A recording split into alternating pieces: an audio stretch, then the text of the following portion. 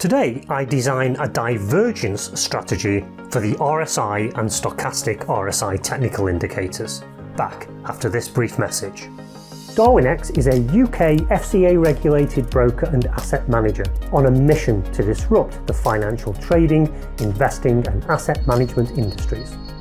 If you're a talented trader looking to attract investor capital to your strategies, Darwinex is the fastest way for you to do this.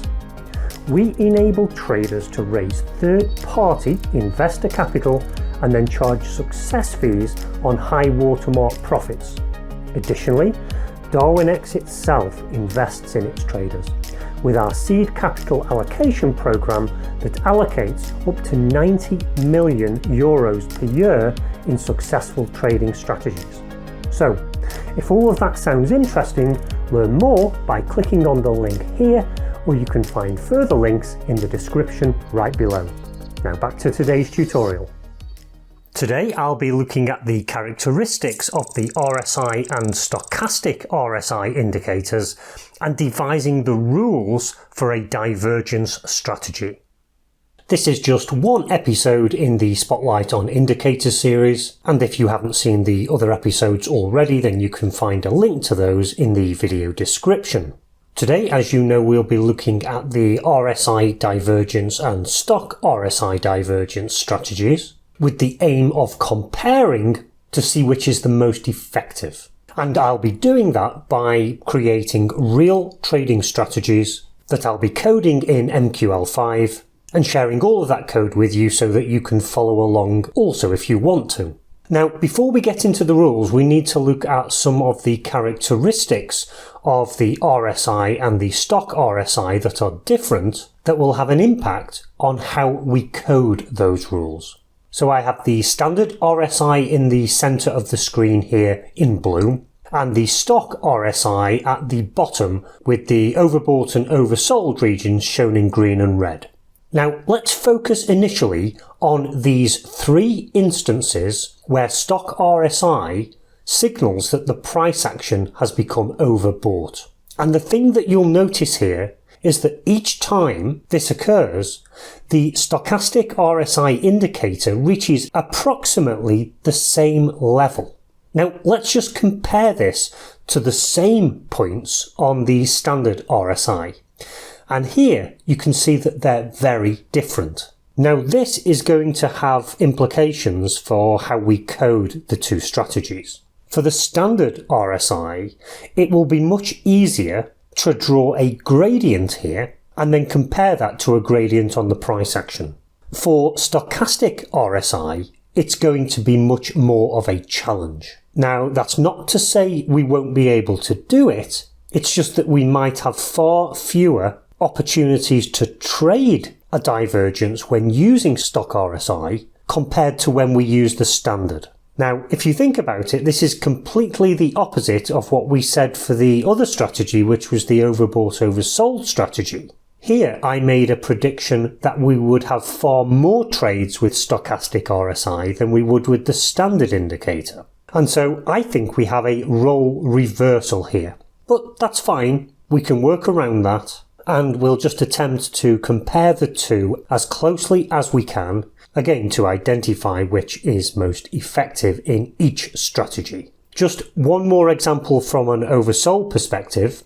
Again, if you look at these two instances where Stoch RSI signifies that price action is oversold, they're pretty much at the same level, whereas if we look at the respective points for RSI, we can see that they're quite different. And so again, we're just going to find it a little bit more of a challenge with Stoch RSI than we are with the standard. But with that in mind, let's take a look at a couple of examples to see how we might devise the rules of our strategy. Let's start looking at this overbought region here. And in this example, we have a little bit more of a difference in the levels. And so we are able to draw a trend line that does have a slight slope. But pay attention that both of these points are still in the overbought region. Now, if we take a look at the respective points on the price action itself, we can see that we have an upwards trend line, not a downwards trend line. And so we do have a divergence here, where the price made a higher high, but the indicator failed to make a higher high. Now, in a divergence strategy, when this happens, we listen to what the indicator is saying, not the price action. And so even though there was a higher high in that price action, the divergence suggests that price will now change direction, and we see that's exactly what happens. But just let's take a look now at what RSI said. Here we have an upwards trend line, just like on the price action. So RSI actually agrees with the price action that we're in an uptrend here. And so interestingly, stock RSI got this right and the standard RSI got it wrong. But there's another thing we need to note here, that although the 2 points in the stochastic RSI were both in the overbought region, neither on the standard RSI were.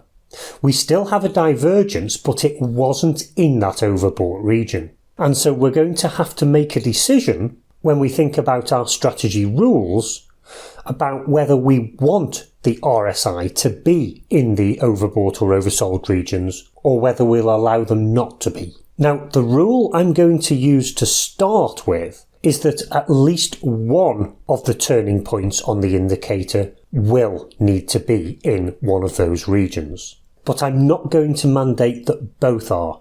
I think if I did that, we'd have hardly any trades at all. Whereas with stochastic RSI, it's much easier to say that we do either need both of them in the overbought oversold region, because we'll have plenty of examples of that.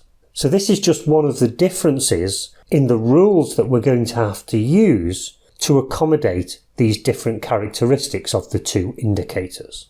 Let's take a look at another example. Here I'm going to focus on these 2 points. And as you can see, we've got a steeper gradient on our trend line here.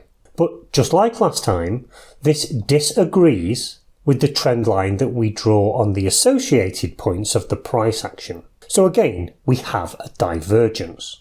And if we listen to what the indicator is saying rather than the price action itself, this suggests that we're in for a change of direction in the trend, which we see happen here. Now, let's take a look at the standard RSI. This agrees with the stock RSI in this example. So both of these got it right. However, let's just have another think about the points being in the overbought and oversold regions.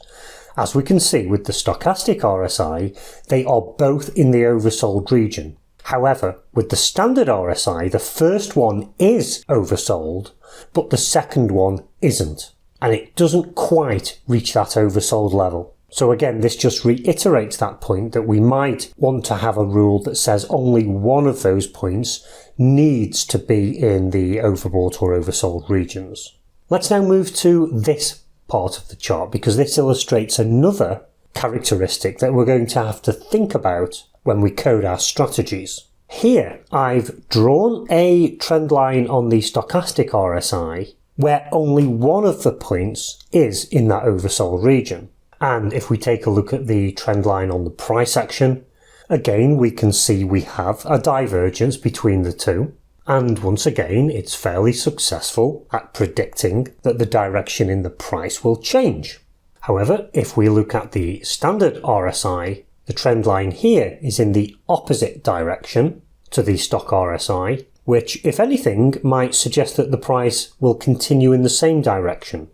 And so here, although the stock RSI is successful in predicting that change in price, the standard RSI is not.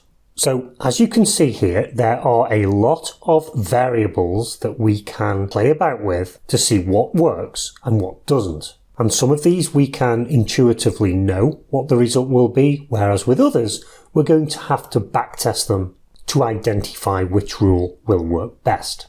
And I'll be starting to do this in the next episode. But let's just summarise some of the rules that we've discussed today.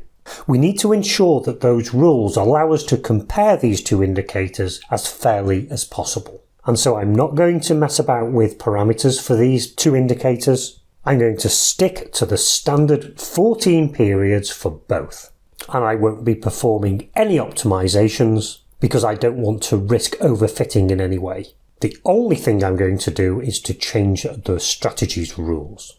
Now, the stock RSI requires an additional parameter, which is the number of periods specifically for the stochastic calculation. And here I'm going to use a recommended value from Perry Kaufman, and that will be 10 periods. So all of this will be kept the same and consistent throughout the analysis. However, as I've said, we will require different rules. And predominantly, we need to think about the key RSI points that we will use to calculate that trend line. And I've already said that although we might mandate that both points are in the overbought oversold region for stock RSI, that will not be the case for standard. And because of the different characteristics, just like with the overbought oversold strategy that we talked about last week, I will be using different levels for each of the indicators because that just makes sense given the different characteristics.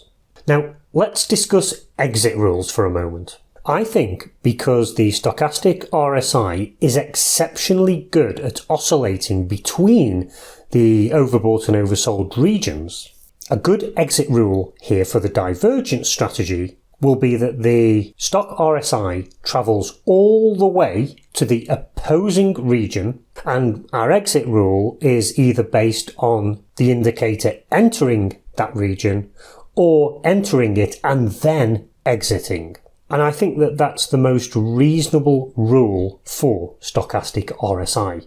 However, this almost certainly will not be ideal for the standard RSI.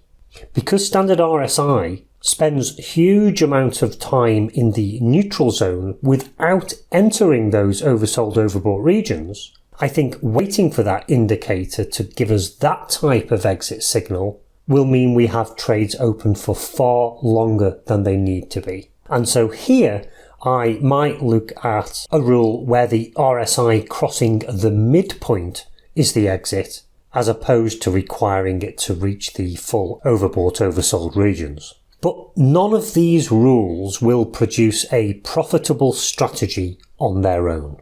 And it's very likely that these strategies will only work in certain market regimes. So for example, in ranging markets, or maybe in trending markets. And we're also going to have to consider volatility in order to have enough price action movement to overcome charges, such as spread, commission and swap. And so alongside these signal rules, I'll also be giving consideration to filters in order to hopefully obtain what is a profitable strategy. Okay, so on to the next episode. This is where it starts to get really interesting because I'll be starting to code these strategies and also taking a look at some of the initial results, so that we can hopefully get an early indication of which of these two indicators is likely to produce the best strategy. But it won't be until future episodes where we refine our rules and add filters into that we can be sure. Before you go, would you like to find out more about how Darwinex helps thousands of traders just like you to attract investor capital? If so, either click on the Darwinex logo on the screen or find other links in the video description below. Now, until next time, trade safe.